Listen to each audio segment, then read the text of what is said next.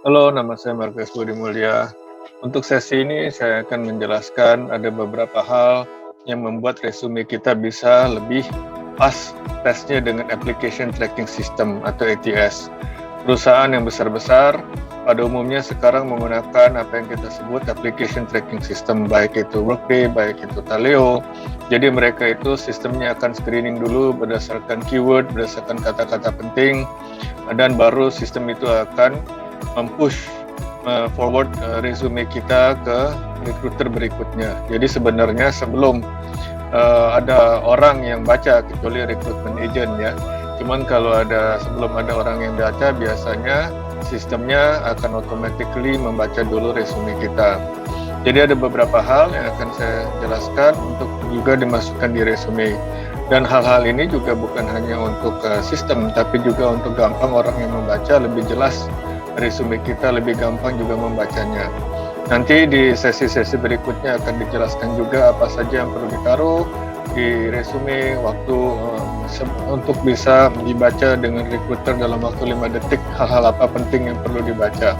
Jadi untuk sesi ini, yang pertama untuk membantu juga sistemnya bisa membaca resume kita dan lulus adalah satu, spasi.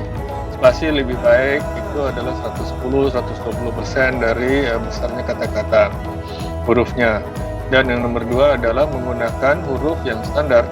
Nanti ada sesi juga yang saya jelaskan huruf-huruf standar itu semacam apa sih, terus apa yang bisa dianjurkan, jadi gampang dibacanya, enak di mata, dan formatnya juga lebih standar.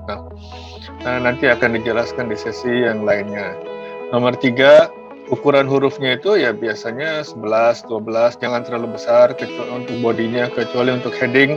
Untuk headernya ya bisa pakai mungkin ukuran 14, 16. Kita juga tidak mau terlalu pakai huruf besar-besar, jadi resumenya kelihatan lebih kosong. Dan kita maunya dalam satu halaman itu rekruternya sudah bisa baca informasi penting yang nanti akan saya jelaskan di sesi lainnya, sehingga rekruternya bisa dengan cepat tahu, oh ya ini kandidat bagus nih, bisa di hire, dan juga bagus untuk dicoba. Terus nomor 4, jangan sampai ada salah ketik, baik itu bahasa Indonesia, baik itu bahasa Inggris, ketikannya jangan sampai salah. Jadi kalau itu bisa mengganggu yang membaca.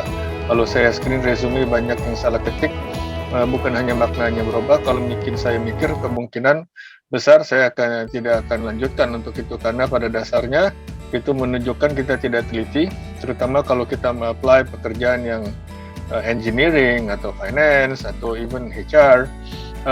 Kalau misalnya banyak typo error, yaitu menunjukkan kita tidak teliti dan tidak serius waktu melamar pekerjaan pastinya kan, karena resume itu adalah salah satu-satunya ambasador kita waktu kita memasukkan resume itu, karena rekruternya tidak kenal kita, rekruternya juga tidak tahu siapa kita, jadi hanya resume saja yang mereka baca. Terus berikutnya nomor 5, taruh kata-kata penting yang ada di job description. Itu jangan lupa dipakai, tentunya kata-kata yang kita sudah pernah kerjakan. Jadi kalau belum pernah dilakukan, jangan ditaruh. Nanti malah dianggapnya ngebohong kan. Nanti ketahuan di interview, malah lebih repot.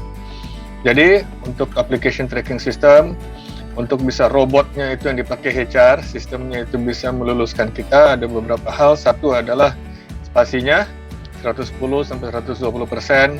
Kalau di Word format itu bisa cari itu spasinya berapa besar.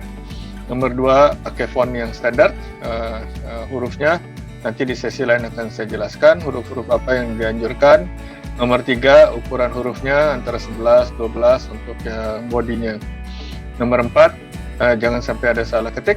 Nomor 5, juga pakai kata-kata yang berhubungan dengan pekerjaan yang dilamar, sama keahlian kita yang dibutuhkan juga di job description-nya. Oke, selamat mengecek resumenya.